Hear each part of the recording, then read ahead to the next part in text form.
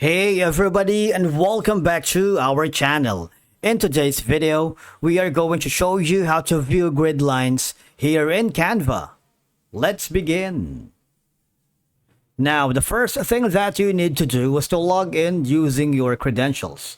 If this is the first time in Canva, I want you to click the sign up option. And from here, just follow the on-screen instructions and you're good to go. Viewing grid lines in Canva can help you align elements and maintain a consistent layout in your designs. Once you are logged into your account, I want you to hover to the project or design that you are working. If you haven't already, just go to the template section wherein you can choose from business, social media, education, video, marketing, and print products. Now, if you want to start from scratch, just click on the create a design. Now, you see, right now, I'm going to upload an image right here. For you to be able to view the grid lines, all you're going to do is go to the file on the upper left corner. I want you to click on it. There's going to be the settings. And I want you to click on the show rulers and guides. You see that?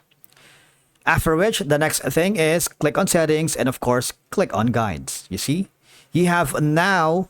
You can use 12 columns. You see that? It's been separated to 12 columns. 1, 2, 3, 4, 5. 3 columns. You can also have the 3 by 3 grid. Or if you want to have a custom grid lines, you can put in the column. Say, for example, is it going to be 6 columns? The gap is 21. For example, let's say 69. And then it's going to be like 6.9. Say, for example, this.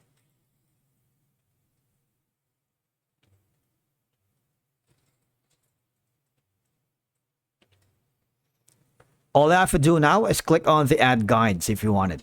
See that?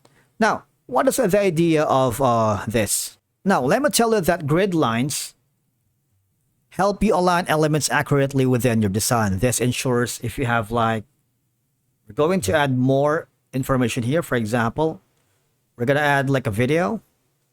I'm gonna choose this one right here.